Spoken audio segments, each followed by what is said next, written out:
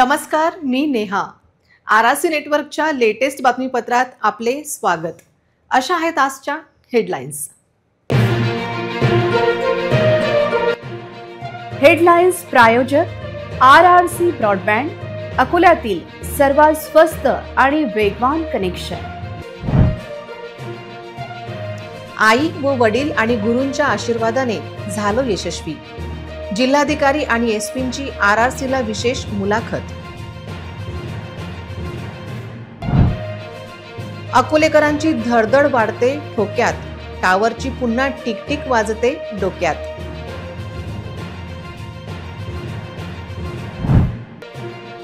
गांधी जवाहर बागेच्या दुरुस्तीकडे मनपाचे दुर्लक्ष, असामाजिक तत्वांचा बागेवर कब्जा, मनपाचे हातावर हात.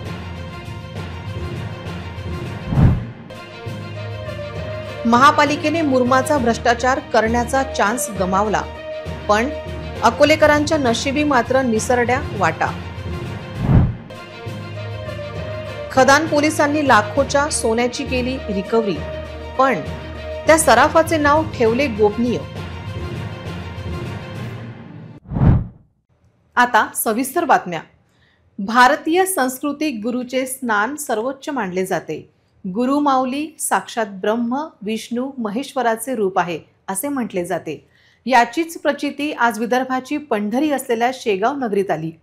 संत गजानन महाराजांमध्ये विठ्ठू माऊली आणि प्रभू रामचंद्राचे दर्शन घेणाऱ्या, त्यांनाच आपले एकमेव गुरु मानणाऱ्या हजारो भक्तांच्या डोळ्यात आज गुरुपौर्णिमेनिमित्त कृतज्ञतेचे अश्रू तरळले. वऱ्हाडात पिढ्यानपिढ्या भक्तांनी महाराजांवर अढळ श्रद्धा आणि ठाम विश्वास ठेवला आहे. गजानन माऊलीला आपला गुरु मानले आणि याच श्रद्धेपोटी गुरुपौर्णिमेच्या पावन पर्वावर राज्याच्या कानाकोपऱ्यातून भाविक शेगावी धाव घेतात. यंदा देखील गुरुपौर्णिमेला भाविकांची गर्दी लक्षणीय होती. अनेक कुटुंब, महिला आणि लहान मुलांसह शेगावमध्ये दाखल झाली होती. समाधी स्थळावर नतमस्तक होताना अनेकांचे डोळे पाणावले होते.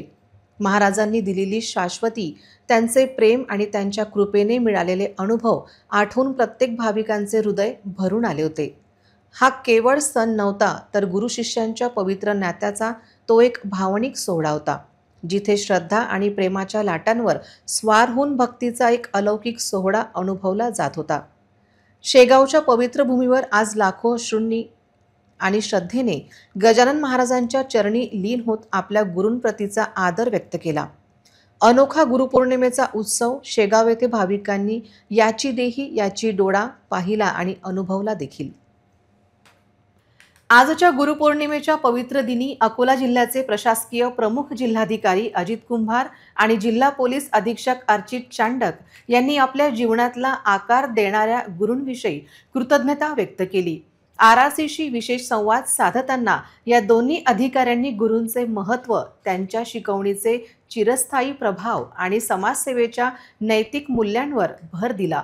त्यांच्या प्रांजळ प्रतिक्रियांनी जिल्ह्यातील नागरिकांनी गुरु शिष्य परंपरेचे महत्त्व अधोरेखित केले. जिल्हाधिकारी अजित कुंभार यांनी आपल्या जळणघडणीतून गुरूंनी बजावलेली भूमिका किती महत्त्वाची होती हे स्पष्ट केले. आपल्या जीवनात गुरुचे महत्त्व अनन्यसाधारण आहे असे सांगत त्यांनी आपल्या बालपणीच्या आठवणींना उजाळा दिला. सर्व अकोलावासियांना गुरुपौर्णिमेच्या खूप खूप शुभेच्छा. प्रत्येकाच्या जीवनात गुरुचं महत्त्व अनन्यसाधारण आहे. माझ्या देखील जीवनामध्ये खूप चांगल्या प्रकारचे गुरु मिळाल्यामुळे मी आज या पदापर्यंत पोहोचू शकलेला आहे. माझ्या शालेय जीवनामध्ये रोडे सर असतील, थैटणकर सर असतील आणि माझे स्वतःचे वडील हे जिल्हा परिषदेमध्ये शिक्षक होते आणि ते देखील माझे एक चांगले उत्कृष्ट असे गुरु होते. त्यांनी जी शिकवण दिली त्याच्यामध्ये मेहनत करणे असेल किंवा नीतिमूल्यांची जपणूक करणे असेल, अशा प्रकारची चांगल्या प्रकारची त्यांनी शिकवण दिल्यामुळेच आज मी इथे चांगल्या पदावरती कार्यरत आहे. मला वाटतं की आपल्या आयुष्यात गुरूंचं महत्त्व हे खूप अनन्यसाधारण आहे. प्रत्येकाने चांगल्या गुरुकडून चांगली शिकवण घ्यावी आणि आयुष्यात खूप चांगलं काम करावं. आपल्या कार्यातून समाजासाठी आपण काय देऊ शकतो हे देखील बघणं गरजेचं आहे. पुनश्च एकदा मी आपल्या सगळ्यांना गुरुपौर्णिमेच्या खूप खूप शुभेच्छा देतो. धन्यवाद. जिल्हा पोलीस अधीक्षक अर्चित चांडक यांनी आपल्या जीवनातील गुरूंच्या अमूल्य स्थानावर भर दिला. त्यांच्या आयुष्यात त्यांचे आजोबा हेच त्यांचे सर्वात मोठे प्रेरणास्थान होते असे त्यांनी आवर्जून सांगितले. अर्चित चांडक यांनी गुरूंनी दिलेल्या शिकवणीचे पालन करण्याचे आणि त्यांच्या मनापासून आदर करण्याचे आवाहन केले। याप्रसंगी त्यांनी जिल्ह्यातील समस्त नागरिकांना गुरुपौर्णिमेच्या मनपूर्वक शुभेच्छा दिल्या। सर्व अकोलावासीकरला गुरुपौर्णिमा निमित्ताने हार्दिक शुभेच्छा। गुरुपौर्णिमाचा दिवस आहे, आपण आपले जे आयुष्यामध्ये आपल्या लाईफमध्ये गुरु असतात त्यांचा पण आठवण करतो। तर तसेच माझे जीवनमध्ये माझे जे बाबूजी होते, माझे दादाजी, त्यांनी मला खरोखर चांगली सीख दिलेली आहे की कसं आपल्याला चांगलं मनुष्य व्हायचं आहे, कसं आपल्याला एक सक्षम माणूस व्हायचा आहे। तर तो सीख मी कधी विसरणार नाही। तसेच त्यांनी खूप व्हॅल्यूज संस्कारबद्दल भरपूर सीख दिलेली आहे आणि ते खरोखर माझे प्रेरणास्रोत आहे। ते आता माझे जीवनामध्ये नाही आहे, परंतु तरी पण मी नेहमी त्यांचं आठवण करतात। आणि तसेच माझे आई वडील आणि माझे इतर जे शिक्षक आहे, जे शिक्षक मंडळी म्हणजे स्कूलपासून कॉलेजपर्यंत सर्वांचा खूप मोठा योगदान आहे। मी आज जिथे काही पोचलेलो आहोत त्यांच्या योगदानामुळे, त्यांच्या सॅक्रिफायसेसमुळे, त्यांनी जे काही सीख दिलेली आहे, त्यांनी जे काही सांगितलेलं आहे। कारण की त्यावेळेस आपल्याला त्याची महत्त्वता माहीत नसतो, परंतु जेव्हा नंतर आपण कुठेतरी पोचतो आपल्याला समजतो की ते किती महत्त्वाचं त्यांनी आपल्याला शिक्षा दिली होती आणि आपल्याला सांगितलं होतं। तर त्यामुळे मी आज सर्वांना नमन करतो आणि तसेच सर्वांना हे सांगतो की आपल्या आयुष्यामध्ये जे काही आपले गुरु असतील, त्यांनी जे काही तुम्हाला शिक्षा दिली असतील त्याचं नेहमी पालन करावा, नेहमी त्यांचा आदर करावा आणि एक चांगलं मनुष्य व्हावा, हेच अशी अपेक्षा राहील। पहिले प्रत्येकाच्या हातात घड्याळ असे, आता ती जागा मोबाईलने घेतली। मोबाईलने हातातली घड्याळ दूर नेली आणि मोबाईलमध्ये घड्याळाने जागा घेतली। प्रत्येक सेकंदाची खबर असलेल्या अकोलेकरांना मात्र टावरच्या घंटा घड्याळाचा आवाज अधिक मोहित आणि कायमच आकर्षित करत राहिला आहे।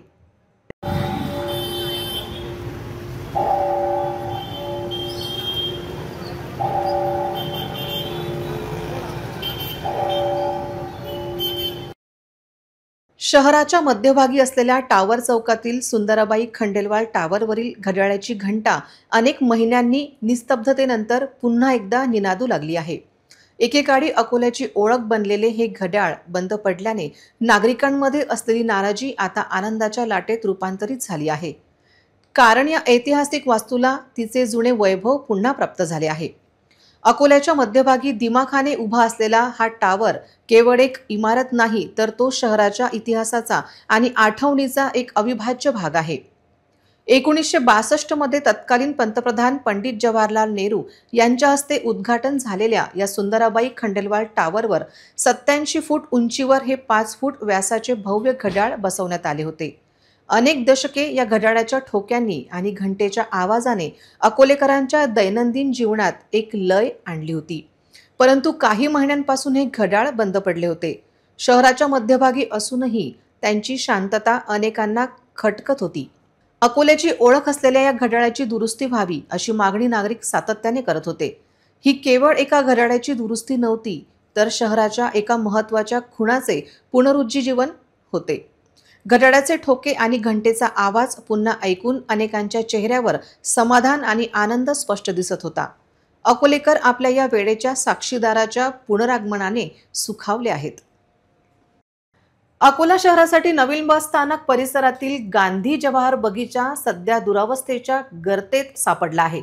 प्रशासनाच्या दुर्लक्षामुळे या सार्वजनिक उद्यानाचे बकाल स्वरूप समोर आले आहे। महापालिकेच्या बांधकाम विभागाच्या दुर्लक्षामुळे हा सावळा गोंधळ असल्याची ओरड आहे। महापालिका बांधकाम विभागाच्या ताब्यात असलेल्या बगीच्यांची दुरावस्था आहे। शहरातील बगीच्यांमध्ये चौकीदाराचे अतिक्रमण असून ते महापालिका कधी काढणार असा प्रश्न कायम आहे। गांधी जवाहर बगीच्यामध्ये सध्या मोठ्या प्रमाणात गवत वाढले आहे, ज्यामुळे उद्यानाचे सौंदर्य तर हरवले आहेच, शिवाय ते अस्वच्छतेचे प्रतीक बनले आहे। प्रशासनाने बगीच्याच्या आवाराला लावलेले सुरक्षा लोखंडी ग्रिल अज्ञात चोरट्यांनी लंपास केले आहेत, ज्यामुळे उद्यानाची सुरक्षा व्यवस्था पूर्णपणे कोलमडली आहे। या सुरक्षा अभावाचा फायदा घेत या बागेत आता प्रेमी युगलांकडून अश्लील चाडे केले जात असल्याचे निदर्शनास आले आहे। विशेषतः कॉलेजला जाण्याचे कारण सांगून येणारी तरुणी येथे प्रियकरासोबत अशा गैरकृत्यांमध्ये गुंतलेली दिसतात। याहूनही धक्कादायक बाब म्हणजे काही गुंड प्रवृत्तीचे इसम अशा प्रेमी युगलांच्या अश्लील चाड्यांचे व्हिडिओ काढून त्यांना ब्लॅकमेल करत असल्याचे गंभीर आरोप होत आहेत। यामुळे उद्यानात येणारे सामान्य नागरिकांमध्ये विशेषतः कुटुंबांमध्ये भीतीचे वातावरण निर्माण झाले आहे. शहरातील रस्त्यांची दुरावस्था ही आता नागरिकांच्या जीवावर उठली आहे. प्रशासनाच्या निष्क्रियतेमुळे संतप्त झालेल्या नागरिकांनी तीव्र नाराजी व्यक्त केली आहे. शहरातील आरटीओ रोड असो किंवा महत्त्वाचे रेल्वे पूल, सर्वत्र खड्डे, चिखल आणि निकृष्ट कामामुळे अपघातांचा धोका वाढला आहे. प्रशासनाकडून तात्पुरत्या डागडुजीवर अवलंबून राहिल्याने समस्येचे निराकरण होत नसल्याचे चित्र आहे. शहरातील खडकी येथील आरटीओ रोड हा एक अत्यंत महत्त्वाचा आणि सर्वाधिक वर्दळीचा रस्ता आहे. आरटीओ कार्यालयाकडे जाण्यासाठी आणि परिसरातील अनेक रहिवाशांसाठी हा रस्ता दैनंदिन वापराचा भाग आहे. मात्र सध्या या रस्त्याची अवस्था अत्यंत दयनीय झाली आहे. रस्त्यावर पडलेल्या मोठ्या खड्ड्यांमध्ये पावसाचे पाणी साचून सर्वत्र चिखलाचे साम्राज्य पसरले आहे. यामुळे पादचाऱ्यांना चालणे आणि वाहन चालकांना गाडी चालवणे अत्यंत कठीण झाले आहे. अनेकदा नागरिक चिखलात पडतात किंवा त्यांच्या गाड्या घसरतात. लहान मोठे असंख्य खड्डे चिखलामुळे दिसत नसल्याने वाहन चालकांना अंदाज येत नाही, ज्यामुळे अपघाताचा धोका मोठ्या प्रमाणात वाढला आहे. रस्त्याच्या दुरावस्थेमुळे पावसाच्या पाण्याचा निचरा योग्य प्रकारे होत नाही. पाणी रस्त्यावर साचून राहते, ज्यामुळे डासांचा प्रादुर्भाव वाढून आरोग्याच्या समस्या निर्माण होण्याची शक्यता आहे. रस्त्याच्या खराब अवस्थेमुळे वाहनांचा वेग मंदावतो आणि अनेकदा वाहतूक कोंडी होते, ज्यामुळे आरटीओकडे जाणाऱ्या लोकांना आणि परिसरातील रहिवाशांना प्रचंड गैरसोय सहन करावी लागते. कपडे खराब होण्यापासून ते मोठ्या अपघातापर्यंतच्या समस्यांना नागरिकांना तोंड द्यावे लागत आहे. शहरातील वाहतुकीसाठी अत्यंत महत्त्वाचे असलेल्या रेल्वे पुलावरील रस्त्याची अवस्थाही बिकट आहे. अनेक ठिकाणी रस्त्यावर खड्डे पडले आहेत, तर काही ठिकाणी डांबर पूर्णपणे उखडले आहे. यामुळे पुलावरून वाहने चालवणे अत्यंत कठीण झाले आहे. विशेषतः पावसाळ्यामुळे खड्ड्यांमध्ये पाणी साचून त्यांची खोली कळत नाही, ज्यामुळे दुचाकी स्वारांच्या अपघाताचा धोका वाढतो. शहरातील वाहतुकीसाठी हे पूल अत्यंत महत्त्वाचे असल्याने या दुरावस्थेमुळे वाहतूक कोंडींची समस्या देखील निर्माण झाली आहे. शहरातील काही ब्रिटिशकालीन पूल जुने झाले असून त्यांची दुरुस्ती आणि आधुनिकीकरण होणे गरजेचे आहे. या रस्त्याच्या दुरावस्थेमुळे अकोला शहरातील नागरिकांमध्ये तीव्र संताप आहे. नागरिकांनी अनेकदा प्रशासनाकडे या पुलांच्या दुरुस्तीची मागणी केली आहे, मात्र या मागणीकडे दुर्लक्ष होताना दिसत आहे. धक्कादायक बाब म्हणजे नव्याने बांधलेल्या उड्डाण पुलाच्या एंट्रीचा भाग देखील अवघ्या 6 महिन्यातच खराब झाल्याने निदर्शनास आले आहे, ज्यामुळे कामाच्या निकृष्ट दर्जांवर मोठे प्रश्नचिन्ह निर्माण झाले आहे. पुलाच्या दुरुस्तीसाठी प्रशासनाकडून वेळोवेळी निविदा काढल्या जातात, परंतु कामांची गती मंद असल्याचे चित्र आहे. काही जुन्या पुलांच्या जागी नवीन पूल बांधण्याचे किंवा त्यांचे विस्तारीकरण करण्याचे प्रस्ताव देखील विचाराधीन आहेत. या सर्व पार्श्वभूमीवर प्रशासनाने या पुलांच्या दुरुस्तीकडे आणि देखभालीकडे तात्काळ लक्ष देऊन चांगल्या दर्जाचे काम करण्याची गरज आहे, जेणेकरून नागरिकांना दिलासा मिळेल आणि अपघातांचा धोका कमी होईल. नागरिकांनी आता तीव्र आंदोलनाचा इशारा दिल्याने प्रशासन यावर काय उपाययोजना करते हे पाहणे महत्त्वाचे ठरेल.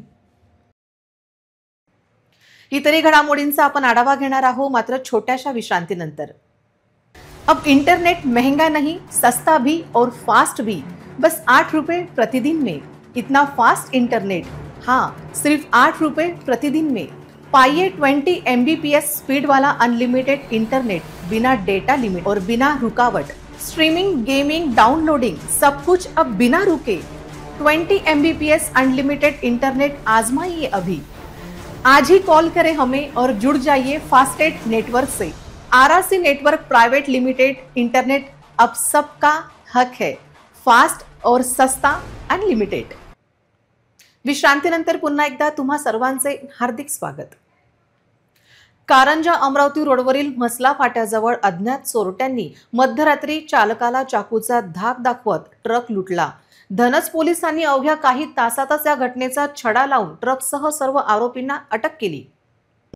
8 जुलै रोजी अमरावतीहून वाशिम व जवडा बाजाराकडे पशुखाद्य घेऊन एक ट्रक जात होता.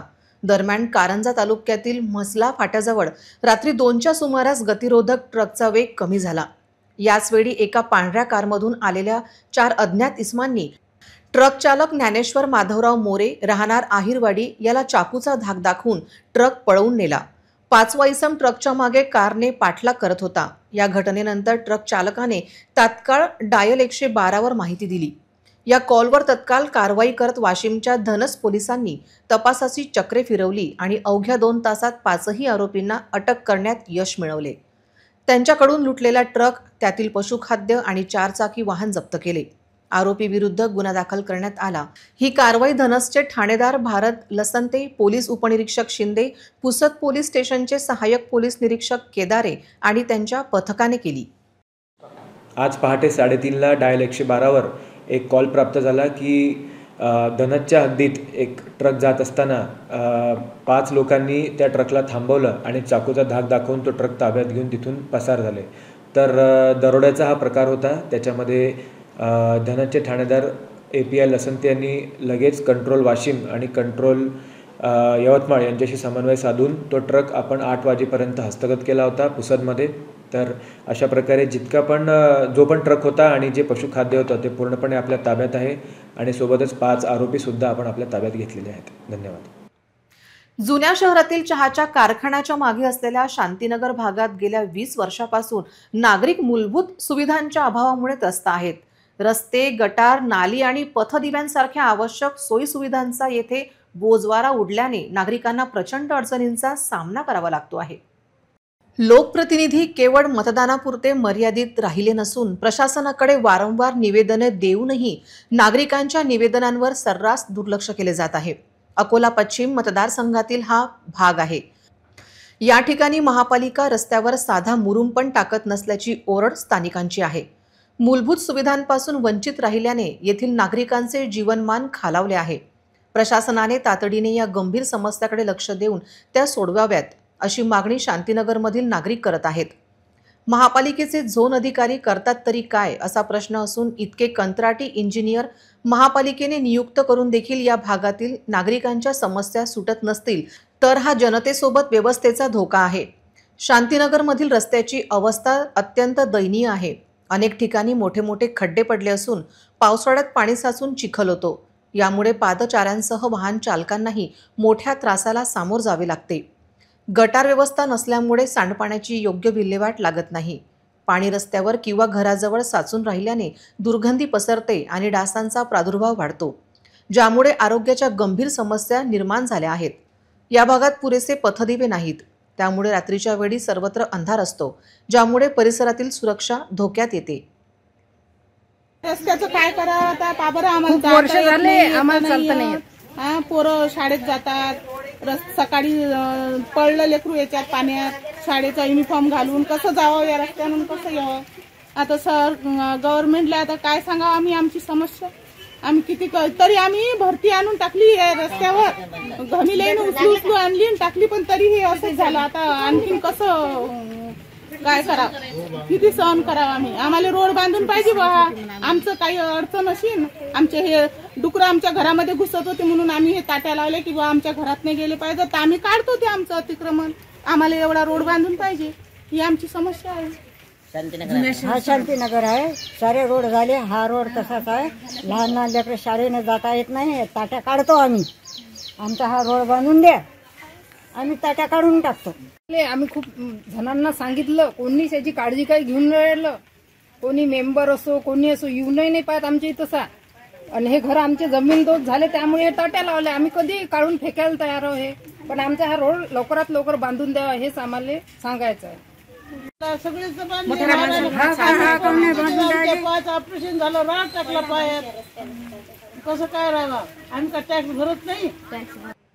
इतरही घडामोडींचा आपण आढावा घेणार आहोत, मात्र छोट्याशा विश्रांतीनंतर. अब इंटरनेट महंगा नहीं, सस्ता भी और फास्ट भी, बस 8 रुपए प्रतिदिन में. इतना फास्ट इंटरनेट, हाँ, सिर्फ 8 रुपए प्रतिदिन में. पाइए 20 MBPS स्पीड वाला अनलिमिटेड इंटरनेट, बिना डेटा लिमिट और बिना रुकावट. स्ट्रीमिंग, गेमिंग, डाउनलोडिंग, सब कुछ अब बिना रुके. 20 MBPS अनलिमिटेड इंटरनेट आजमाइए अभी. आज ही कॉल करें हमें और जुड़ जाइए फास्टेट नेटवर्क से. RRC network private limited. Internet अब सबका हक है, फास्ट और सस्ता अनलिमिटेड.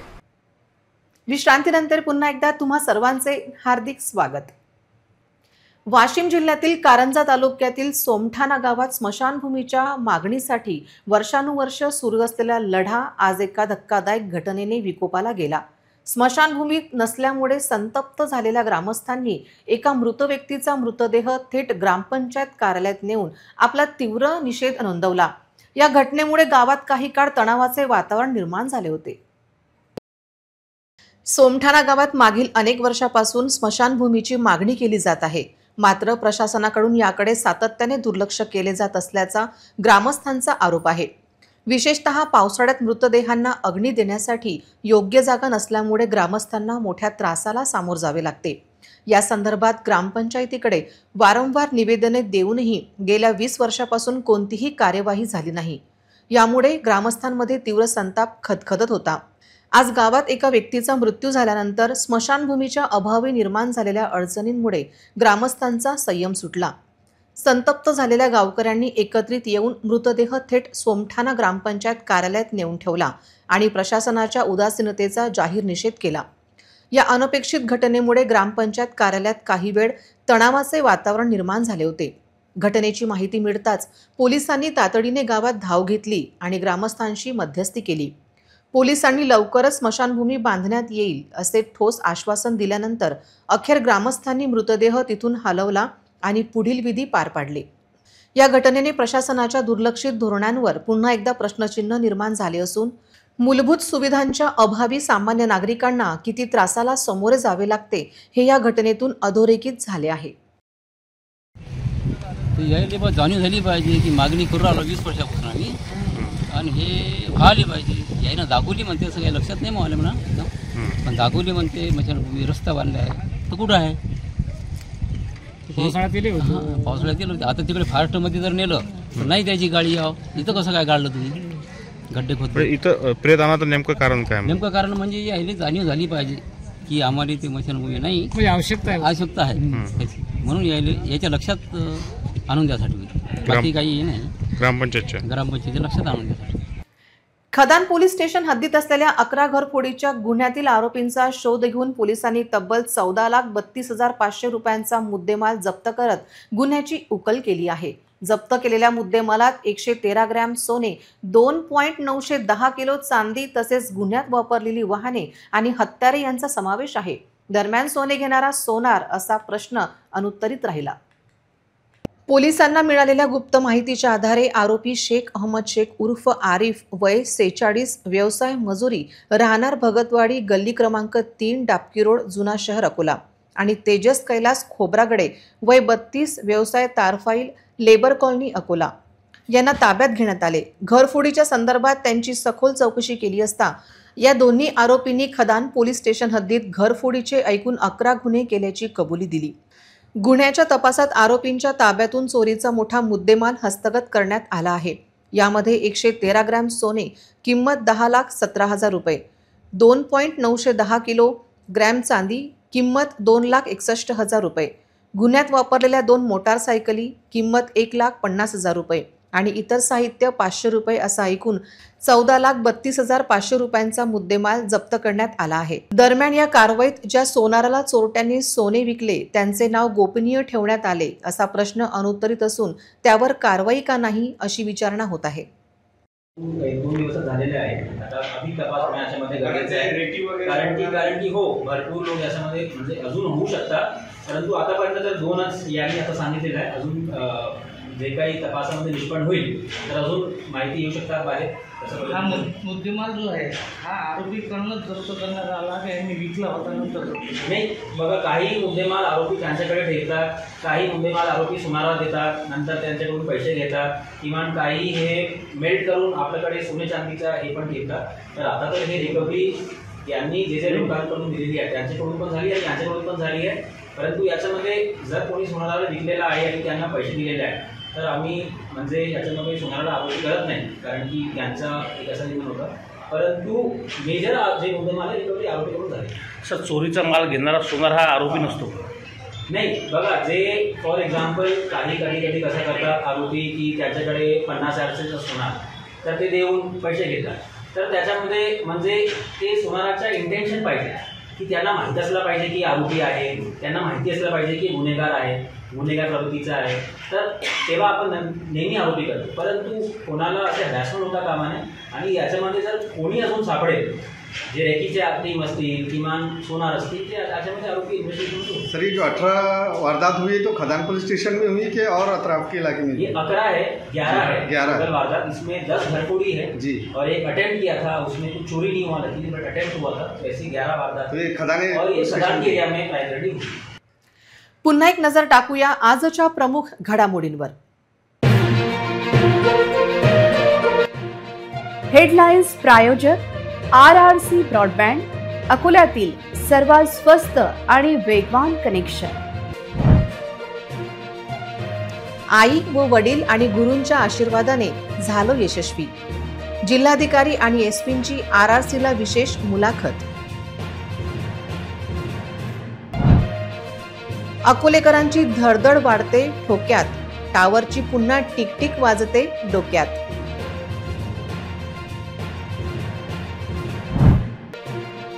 गांधी जवाहर बागेच्या दुरुस्तीकडे मनपाचे दुर्लक्ष, असामाजिक तत्वांचा बागेवर कब्जा, मनपाचे हातावर हात।